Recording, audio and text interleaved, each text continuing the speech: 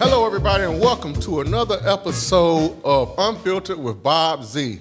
And today we have a very, very special guest in the house. Gentleman that we have here today is, I guess, one of the, I want to try to label him, but I just want to let you know that I'm very, very, I've been knowing this guy. He is like one of the most knowledgeable people about the affairs of not just the city of Norfolk, but I mean, he's like a walking historian.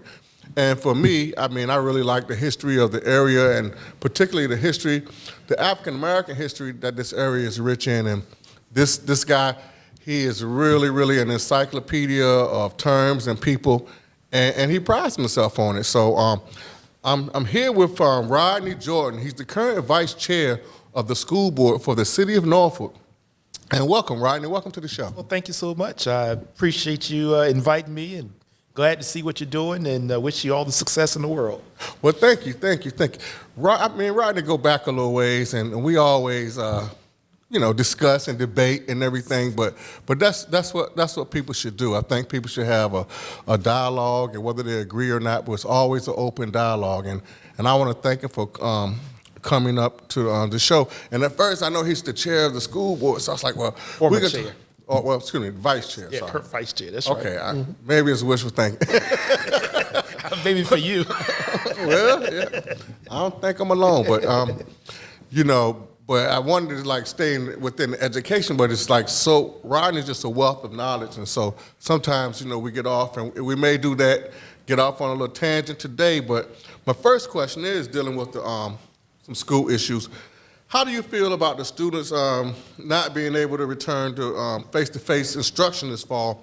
I know you were the lone dissenting vote on the school board, and I was like, well, if Rodney did it, it must be. I want to know. I wasn't just going to take it at face value. So first of all, let me say, I support the decision that the board made, and it wasn't so much that I was a dissenting vote as much as in talking to parents, in doing my own research, and looking at some of the realities, what I thought we should be including on day one was an opportunity for some students who needed it to be able to have some in-person instruction to the extent that we could provide that in a safe environment. So today we find that a lot of school divisions around the Commonwealth and around the country are providing daycare. They're providing learning hubs. You find students going to the Y. They're going to somebody's house.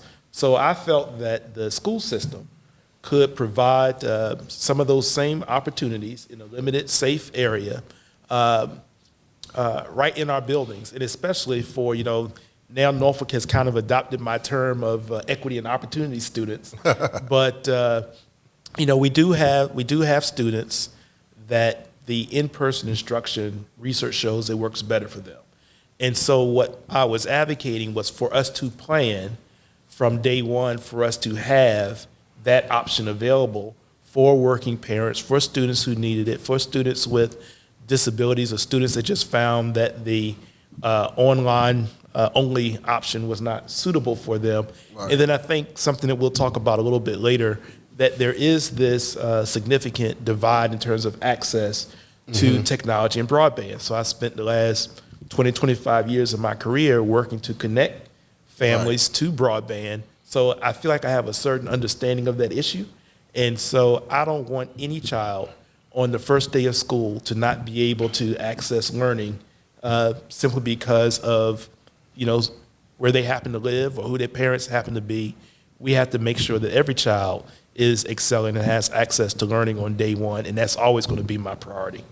Well, certainly there was a compromise somewhere that could be, it was, I understand I think we all understand. I know you do. The health and safety of our students comes first. I mean, Absolutely. I don't think that was a issue or even a for or afterthought.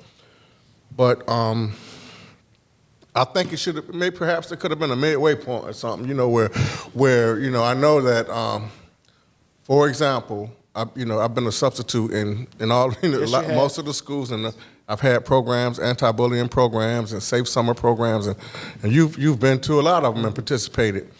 So I know there's some kids that don't need to be at home. I mean, and for whatever reason, they could have a strange uncle or aunt or something. I don't, I'm just gonna be real with it. Yes. They don't need to be at home, and so we have to.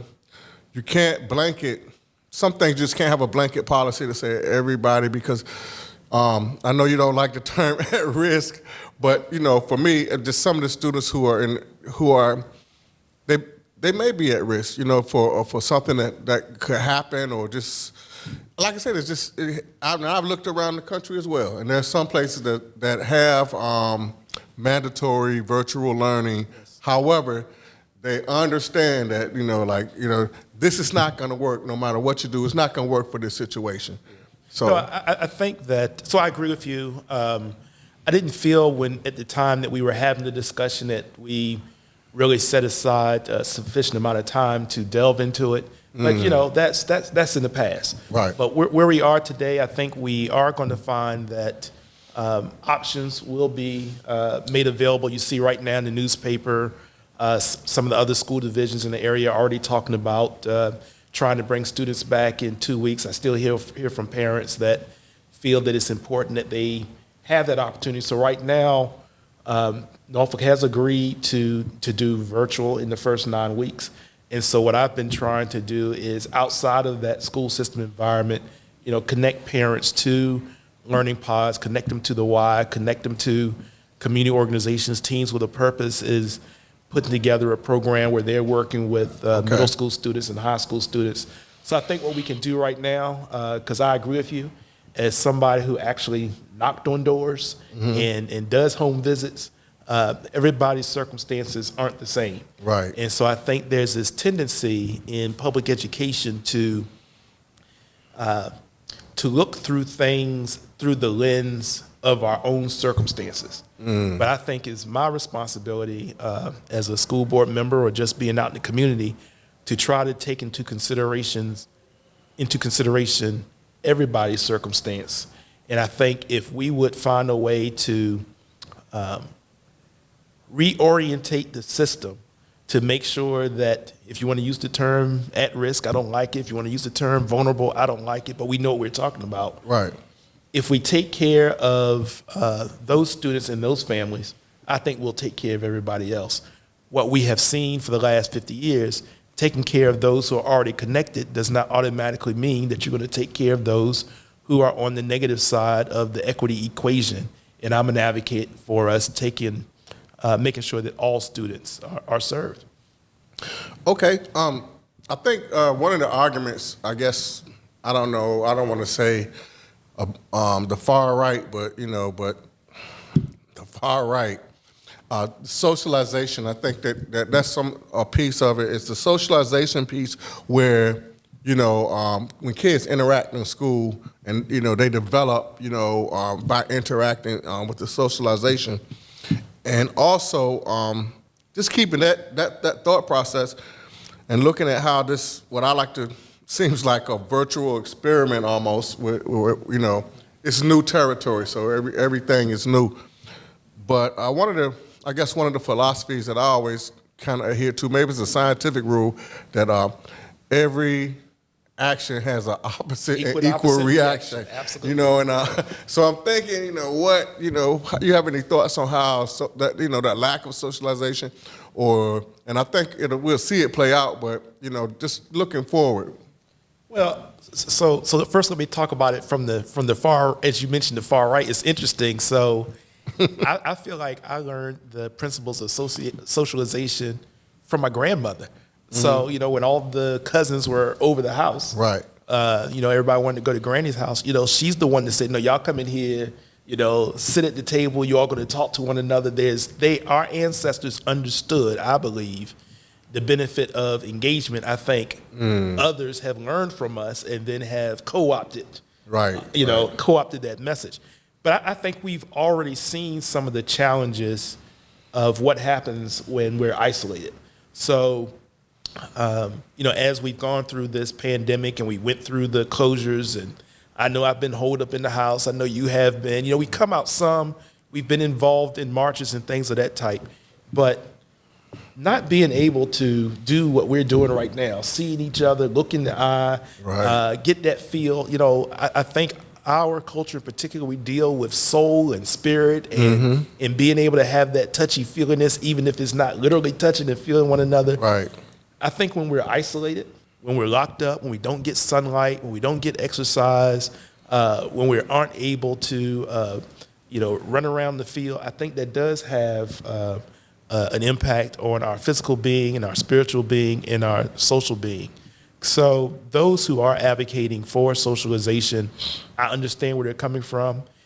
You're someone who has done a lot of work for years preparing adults and young people to move into the workforce. So we know socialization is a 21st century work skills, being able to work with one another, collaborate with one another. So I am concerned about the socialization piece. Even though I'm someone who likes technology, I don't want to see children on screens just for hour after hour after hour after hour.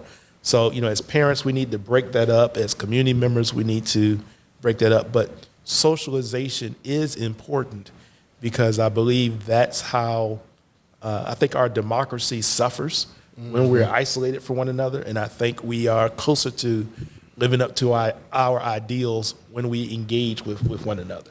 I think I find that amazing. I know as a little kid running around these here parts, that we had a pecking order. I mean, you had the big boys, you had the little boys. You know what I mean? You couldn't cross lines. It's like, okay, well, you couldn't even get into a beef with somebody that's a smaller group than you, because somebody gonna come and check you. That's right. So we had our own little like, okay, this is the order of things, and I guess nowadays things have changed a lot with different social skills that are coming along, but I couldn't imagine. I mean, being but we didn't have computers at all, so I mean, I tell people all the time that technology can, it's like water. It can refresh you, or it can drown you, and so we have to be wise in our use of it. So I love the fact that our children have access to the technology that they do. I think they are the most skilled, most knowledgeable, most brilliant generation we've ever had, and I think technology plays a role in that. But the adult, the community, the family also plays a role in trying to make sure that we use the technology for good, that we use it responsibly, and in this case, that we use it for learning. Right. Well, I'm going to change up a little bit, a little change up pitch here. That's fine. And I know the powers that be in this great metropolis, and I'm being funny, but I do love my city. I think people can say anything about me, but nobody can say, "Hey, that boy don't love Norfolk." Yes. I mean, that's not going to happen. But I do see that the city gentrification is underway again. From my perch, from where I see it at, it's underway again with the tearing down of the housing projects. Now, that's a whole nother show, but I worry about not just the displacement of families. Because even in the projects, it's probably not the ideal living conditions. So I do want people to want to strive and do better. But tying that in with the education piece, with that whole St. Paul's corridor, I think like a total of like 700 or something total units that are going to be when you. Well, there's Calvert. Let's see if I can remember correctly. So I spent time on the housing authority. So I think in Tidewater Park it's 616 units. I think. Young Terrace has 700 and so, and then Calvert probably has another 350, 375 units. Ironically, as I tend to do, I actually was rereading the Choice Neighborhood Grant application that the Housing Authority and the city submitted. I was rereading it earlier today, and it reminded me yet again that in each of those communities, the majority of residents there are under the age of 18. Really? Yeah, so at one time I remember in the 2000 census, there was an article that came out in the paper that said that this census tract, this area where public housing communities are, was the only census tract in the Commonwealth of Virginia where there were more youth than adults. Still is the case. So, I appreciate your use of the word gentrification. I think it's still wholesale Negro removal. That's unfiltered. Okay, yeah, unfiltered, right? When my brother and I started mailing that, we used to say the uncut black experience. So you're being unfiltered, I'm gonna be a little uncut. That's right. I think it's straight up Negro removal. There is a connection, I believe, between housing policy and school policy. It has been Norfolk's history, Right. especially since 1954 and a little bit earlier. So we have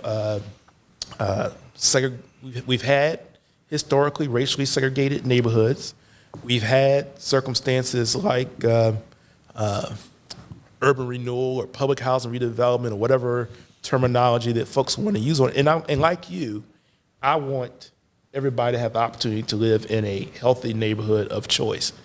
However, what the system has done is a combination of neglect. So first we segregate.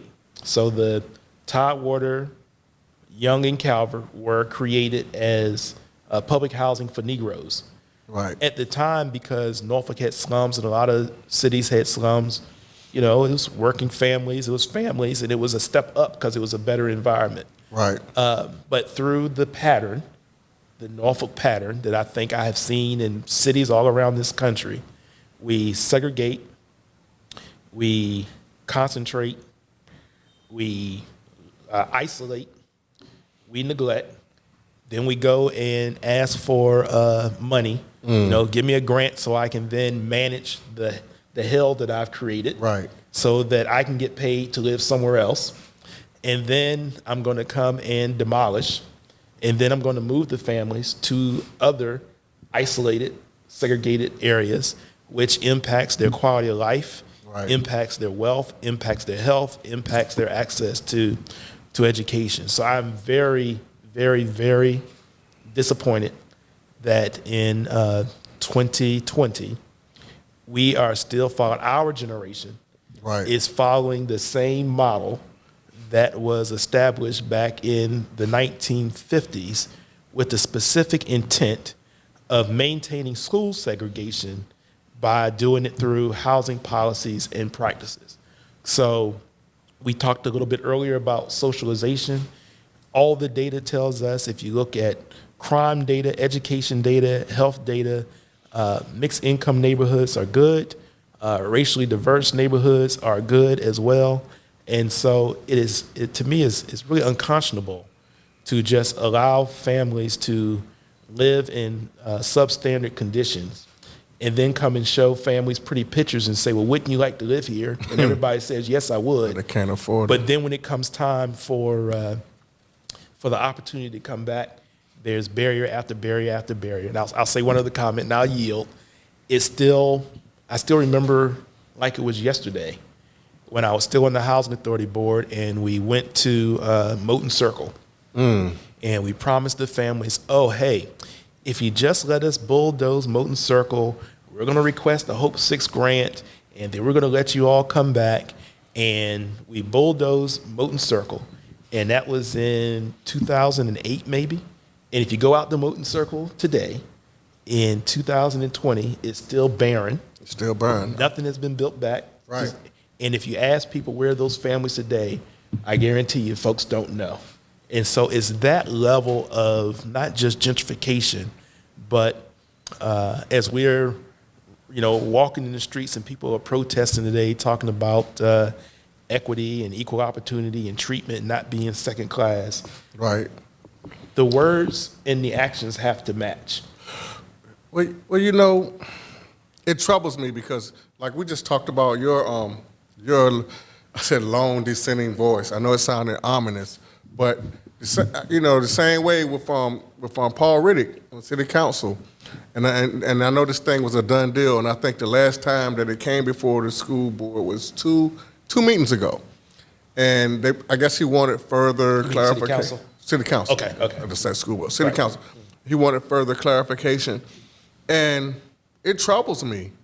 It troubles me to see when I look at the City Council meetings virtually. It just troubles me is that there's not a greater sense of responsibility towards the community, and I don't know any other way to say it. I just I just feel like even I think like now they just hired a place called Urban Strategies. They have the grant supposed to be easing in the transition piece.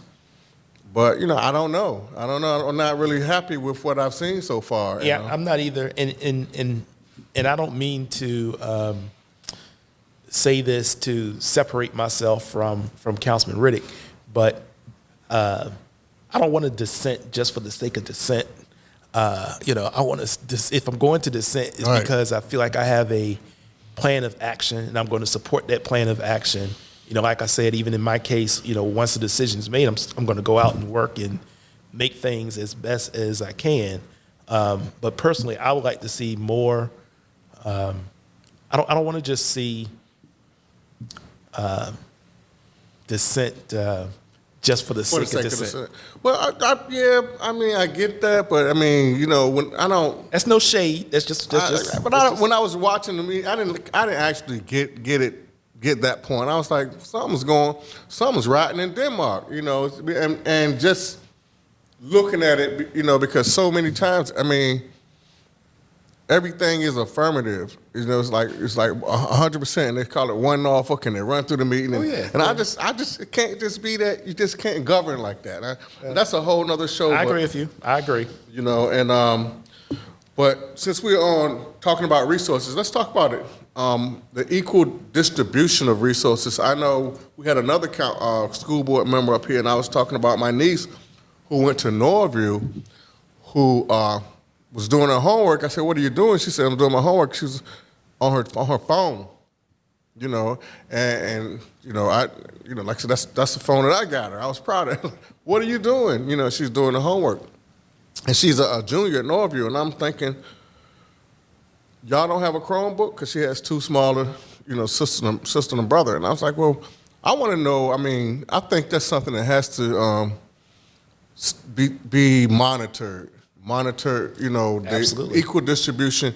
I don't want to see people at W.H. Taylor, if we all, paying taxes and, I don't want to see them have resources and brand new Chromebooks. Then when we look at Richard Bolin, it's a different picture, and it's been that way. So it might be even revolutionary, unfortunately. But I need you to watch that, Rodney. Well, I'll take it a step further. You're talking about the equal distribution of resources. I'm talking about the equitable distribution of resources. The fact is that there are students and families in parts of our town that should receive more. Because of if nothing else, because of some of these systemic issues that we've been talking about. So I want every child to have a Chromebook or device. I believe it's the responsibility of the school system to provide that device.